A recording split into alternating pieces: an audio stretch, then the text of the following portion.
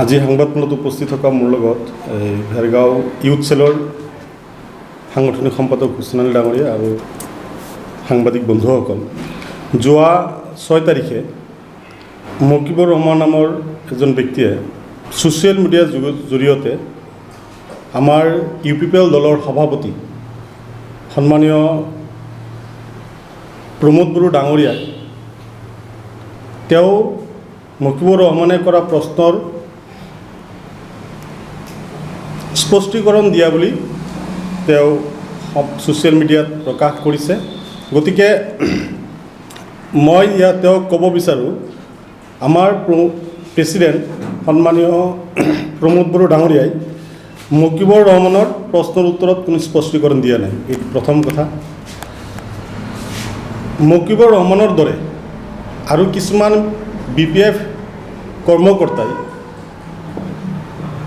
সামাজিক মাধ্যমত বিভিন্ন ধৰণৰ UPPL দলৰ বা আমাৰ প্ৰমোদ বড়ো ডাঙৰীয়া প্ৰেছিডেণ্টৰ বক্তব্যক বিকৃত কৰি ছ'চিয়েল মিডিয়াত অপপ্ৰচাৰ চলোৱা আমাৰ পৰিলক্ষিত হৈছে, যাৰ কাৰণে তেখেতে আমাৰ দলৰ যি শুভাকাংক্ষী আছে, বিশেষকৈ সংখ্যালঘু সম্প্ৰদায়ৰ শুভাকাংক্ষী আছে, সমাজৰ লগত বা দলৰ কৰ্মকৰ্তা আছে, সংখ্যালঘু কৰ্মকৰ্তা আছে, তেওঁলোকে এই কথাটো আমাৰ প্ৰেছিডেণ্ট ডাঙৰীয়াই কৈছিলে যে আপুনি যিহেতু আমাৰ ছ'চিয়েল মিডিয়াৰ জৰিয়তে সংখ্যালঘুসকলক বিপথে পৰিচালিত কৰা কিছুমান ব্যক্তিয়ে বিপথে পৰিচালিত কৰাটো আমাৰ পৰিলক্ষিত হৈছে, গতিকে ইয়াৰ ওপৰত আপুনি এটা স্পষ্টীকৰণ দিব লাগে, আৰু সেই হিচাপে তেখেতে স্পষ্টীকৰণ দিছে। গতিকে প্ৰথম কথাটো হ'ল যে মকিবুৰ ৰহমানৰ প্ৰশ্নৰ উত্তৰত আমাৰ সভাপতিয়ে কোনো স্পষ্টীকৰণ দিয়া নাই। 2 নম্বৰ কথাটোত মকিবুৰ ৰহমানে কৈছে যে যদি UPPL দলৰ সভাপতি প্ৰমোদ বড়ো ডাঙৰীয়া তেখেতৰ লগত কোনো টক শ্ব'ত আহিব বিচাৰে আৰু তেওঁ অহাৰ কাৰণে প্ৰস্তুত, আৰু যদি আহি মকিবুৰ ৰহমানৰ কিছু প্ৰশ্ন আছে সেই প্ৰশ্নৰ উত্তৰবোৰ দিব পাৰে, তেতিয়াহ'লে UPPL দলত তেওঁ বা UPPL দলৰ হৈ তেওঁ কাম কৰিব বুলি কৈছে। গতিকে এই মকিবুৰ ৰহমানৰ যি প্ৰত্যাহ্বান জনাইছে, এইটো মই প্ৰত্যাহ্বান বুলি নকওঁ, এইকাৰণেই নকওঁ তেওঁৰ প্ৰত্যাহ্বান বুলি যে তেওঁ কি হিচাপে ভাবিলে, তেওঁ কোনটো ৰাজনৈতিক দলৰ, মকিবুৰ ৰহমান কোনটো ৰাজনৈতিক দলৰ সভাপতি। গতিকে তেওঁ যিবিলাক প্ৰশ্ন কৰি আছে আজিৰ পৰা 5 বছৰ 6 বছৰ আগৰ প্ৰশ্নবিলাক কৰি আছে। গতিকে যেতিয়া প্ৰমোদ বড়ো ডাঙৰীয়াই কিবা কৈছিলে ছাত্ৰ লিডাৰ হিচাপে থকা অৱস্থাত, তেতিয়া কিয় মকিবুৰ ৰহমানে প্ৰশ্ন নকৰিলে? তেতিয়া টক শ্ব'ত বহিব বিচাৰিলে তেওঁ বহিলে হয়, কিন্তু আজিৰ তাৰিখত তেখেতৰ লগত টক শ্ব'ত বহিব লাগিব তেনেকুৱা ধৰণৰ কোনো পৰিৱেশ বা পৰিস্থিতি নাই। আৰু তেওঁ কৈছে যে আমাৰ দলৰ হৈ কাম কৰিব যদি আহে।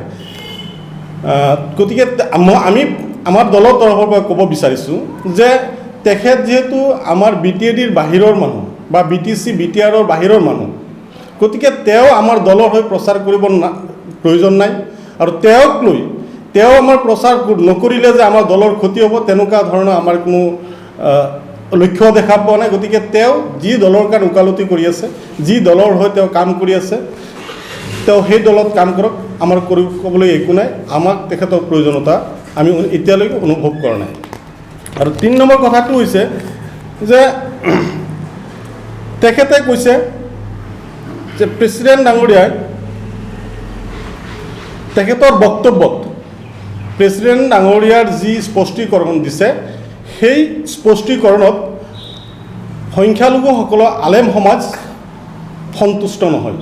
গতিকে মই তেখেতক প্ৰত্যাহ্বান জনাব বিচাৰিছোঁ যে তেওঁ সংখ্যালঘুসকলৰ আলেম সমাজ যে সন্তুষ্ট নহয় বুলি কৈছে, যদি তেওঁ পাৰে মই তেখেতক এইটো প্ৰত্যাহ্বান নকৰোঁ যে আপুনি মুফতি 10জন আনিব লাগিব, হাফিজ কাৰী 10জন আনিব, তেনেকৈ নকওঁ। মই তেখেতক প্ৰত্যাহ্বান জনাইছোঁ, আপুনি BTR অঞ্চলৰ বিশেষকৈ ওদালগুৰি জিলাৰ অন্তৰ্গত 10টা মছজিদৰ পৰা 10জন ইমাম আনি আপোনাৰ লগত বহাই এটা সংবাদমেল পাতক, আৰু সংবাদমেলৰ জৰিয়তে কওক যে এই 10জন মানুহ, মই 10জন ইমামক মই লৈ আহিলোঁ, আমি প্ৰমোদ বড়ো ডাঙৰীয়াই যি স্পষ্টীকৰণ দিছে তাতে আলেম সমাজ সন্তুষ্ট নহয়। যেতিয়া তেওঁলোক 10জনে ক'ব পাৰিব, তেতিয়াহ'লে তেওঁৰ যি প্ৰত্যাহ্বান মই গ্ৰহণ কৰিবলৈ সাজু থাকিম। গতিকে তেওঁ অকলেই গোটেই আলেম সমাজৰ ঠিকা লৈ তেওঁ যি ধৰণৰ বিভ্ৰান্তিমূলক বক্তব্য কৰি আছে এইবোৰ কৰাৰ পৰা তেওঁক আঁতৰি থাকিবলৈ আমি UPPL দলৰ পৰা সকীয়াই দিছোঁ। আৰু লগতে প্ৰমোদ বড়ো ডাঙৰীয়াৰ লগত তেওঁ যি বহিব বুলি কৈছে, টক শ্ব'ৰ কথা কৈছে, মই তেখেতক আহ্বান জনাম যে আপুনি প্ৰমোদ বড়ো ডাঙৰীয়াৰ লগত বহিব নালাগে, আপুনি হাগ্ৰামা মহিলাৰীক মাতক আৰু হাগ্ৰামা মহিলাৰীক মাতি সংখ্যালঘুৰ কাৰণে এই 17টা বছৰে কি কৰিলে এই কথাখিনিৰ উত্তৰ বিচাৰক। ৰাইজে সেইটো বিচাৰিছে। এতিয়া প্ৰমোদ বড়ো ডাঙৰীয়াৰ পৰা উত্তৰ বিচৰা নাই, এতিয়া উপযুক্ত সময় আৰু এই সময়ত হাগ্ৰামা মহিলাৰীৰ পৰা ৰাইজে উত্তৰ বিচাৰিছে যে প্ৰমোদ বড়ো ডাঙৰীয়া হাগ্ৰামা BPFৰ চিফ হাগ্ৰামা মহিলাৰী ডাঙৰীয়াই 2003 চনৰ আগত যিসকল মানুহ BTCত বসবাস কৰে তেওঁলোক BTADৰ বাসিন্দা বুলি কৈছে বা BTCত কোনো ধৰণৰ NRCৰ কাম নহয় বুলি তেওঁ বিভিন্ন নিৰ্বাচনী সভাত কৈ আছিলে। কিন্তু সেই সময়ত আজিৰ তাৰিখত কিয় NRC হ'ব লগা হ'ল? তেওঁতো NRC নহয় বুলি কৈছিলে BTCত হাগ্ৰামা মহিলাৰীয়ে। তো NRC হোৱাৰ পিছত তেওঁলোকে যে কৈ আছে যে NRCৰ সময়ত মানুহ যিখিনি অবজেকশ্যন কৰা হ'ল এই মানুহখিনি হাগ্ৰামা মহিলাৰীৰ মানুহ। 2-এজন বড়ো ল'ৰাক দি হাগ্ৰামা মহিলাৰীয়ে এটা অবজেকশ্যন আমাৰ সংখ্যালঘু ৰাইজৰ এগেইনষ্টত অবজেকশ্যন কৰিছিলে। গতিকে তেওঁ হাগ্ৰামা মহিলাৰীৰ প্ৰশ্ন কৰিব লাগে, প্ৰমোদ বড়ো ডাঙৰীয়াক নহয়। আৰু এই NRCৰ পিছত একে ৰাতিৰ ভিতৰত যেনেকুৱা অবজেকশ্যনবোৰ হ'ল সেই অবজেকশ্যনৰ উত্তৰবোৰ তেওঁলোকে হাগ্ৰামা মহিলাৰীৰ পৰা তেখেতক লোৱাৰ কাৰণে মই আহ্বান জনাইছোঁ। আৰু BTR বাসী ৰাইজে এই কথাখিনি হাগ্ৰামা মহিলাৰীৰ পৰা শুনিব বিচাৰিছে। বা NRC নামত আজি জগদীশ চৰকাৰ বা BPFৰ লিডাৰবিলাকে কৈ আছে যে NRC নামত যি শুনানি হ'ল এই শুনানিত বহুতক হেৰেছমেণ্ট কৰাৰ কথা কৈ আছে। গতিকে তেওঁলোকতো দলত আছিলে, তেওঁলোক BJPৰ লগত এক হৈ দল চৰকাৰ চলালে, সেই সময়ত NRC হৈছে, সেই সময়ত সংখ্যালঘু সম্প্ৰদায়ৰ ওপৰত যি হাৰাশাস্তি হ'ল এই হাৰাশাস্তিত কি সহায় কৰিলে BPF দলে? গতিকে এইবোৰ প্ৰশ্ন সুধিব লাগে। MCLA কিমানজন দিলে, EM কেইজন দিছে বা আপোনাৰ TCLC চেয়াৰমেন কেইজন দিলে ইমান দিনৰ ভিতৰত 17 বছৰত, এইবোৰ কথা ৰাইজে শুনিব বিচাৰে। কিমানজন সংখ্যালঘু ছাত্ৰ পুনৰ সংস্থাপন দিলে বা চাকৰি দিলে, আৰু যিসকলক দিছে কেইজনক টকা নোলোৱাকৈ চাকৰি দিছে, সেইখিনি কথা স্পষ্টকৰণ ৰাইজে বিচাৰিছে হাগ্ৰামা মহিলাৰ ওপৰত। গতিকে মই মকিবুৰ ৰহমানক অনুৰোধ জনাম যে আপুনি প্ৰমোদ বড়ো ডাঙৰীয়াৰ লগত টক শ্ব'ত আহিব নালাগে, আপুনি হাগ্ৰামা মহিলাৰ লগত টক শ্ব'ত আহক, তেখেতক মাতক, তেখেতক মাতি ৰাইজে যি সংখ্যালঘু ৰাইজে যি শুনিব বিচাৰিছে এই কথাখিনি তেওঁৰ পৰা স্পষ্টীকৰণ লওক। গতিকে আজিৰ তাৰিখত আপুনি কৈছে যে BTCত UPPLক নিদি ভোট নিদি BPFক দিবৰ আহ্বান জনাইছে আপুনি প্ৰয়োজন হ'লে, আৰু নহ'লে UPPL চৰকাৰ আহিলে সংখ্যালঘুসকলৰ ওপৰত অত্যাচাৰ চলিব বা BTCত অত্যাচাৰ চলিব বুলি কৈছে।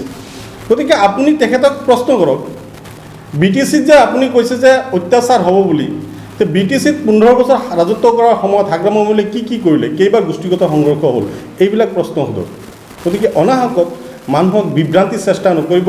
ইতিমধ্যে আপোনাৰ কথা সকলোৱে গম পাইছে, আপুনি মানে দিনত এটা কথা কয়, ৰাতি আৰু এটা কথা কয়। দিনত যদি আপুনি এগেইনষ্ট কৰে প্ৰমোদ বড়োৰ, ৰাতি আকৌ আপুনি টেলিফোন কৰে তেওঁৰ লগত ছেটিং কৰিবৰ কাৰণে। গতিকে এইবিলাক তথ্য আমাৰ হাতত আছে, আপুনি ৰাইজক বিভ্ৰান্ত নকৰিব। আৰু ৰাইজ আমি আলেম সমাজৰ লগতো বহিছোঁ, সেইকাৰণে মই প্ৰত্যাহ্বান জনাইছোঁ যে আপুনি 10জন ইমামক লৈ বহক। যদি আপুনি 10জন ইমামক লৈ বহিব পাৰে তেতিয়াহ'লে আমি ভাবিছোঁ যে আলেম সমাজ UPPLক দলক বেয়া পাইছে। গতিকে এই 10জন মানুহকো তেওঁ একগোট কৰিব নোৱাৰিব বুলি আমাৰ দীৰ্ঘ বিশ্বাস। আৰু যদি কৰে তেতিয়াহ'লে আৰু আমিও অনাগত দিনত তেওঁ যি কৈছে আলেম সমাজ সন্তুষ্ট নহয়, আমি যে তেওঁ আলেম সমাজ আচলতে সন্তুষ্ট, আৰু তেওঁ যে ছিজন টাইমত ওলাই আহে এনেকুৱা ধৰণৰ বিভ্ৰান্তিমূলক বক্তব্য দিয়ে, এই কথাখিনি আলেম সমাজৰ এটা সময়ত চাব 2-এদিনৰ ভিতৰতে আলেম সমাজৰ এই কথাখিনি ক'ব। গতিকে মই তেখেতক সমাজত বিভ্ৰান্তি সৃষ্টি নকৰিবলৈ বিনম্ৰভাৱে অনুৰোধ জনাইছোঁ। আমাৰ সহজ সৰল বুজা ৰাইজ, সংখ্যালঘু ৰাইজ, এওঁলোকে প্ৰমোদ বড়ো ডাঙৰীয়াৰ নেতৃত্বক, তেওঁৰ দূৰদৰ্শিতাক, তেওঁৰ ভৱিষ্যত পৰিকল্পনাৰ প্ৰতি আকৰ্ষিত হৈ UPPL দলত আহিছে। UPPL দলৰ চৰকাৰ হোৱাটো নিশ্চিত, আৰু UPPL দলৰ চৰকাৰ হোৱাৰ পিছতেই এই যিবিলাক ভেকু ভাওনা কৰি আছে এই সকলোখিনি কথাত উত্তৰ প্ৰমোদ বড়ো ডাঙৰীয়া আমাৰ পাৰ্টিৰ চিফ তেখেতে নিশ্চয় দিব বুলি মই আশাবাদী।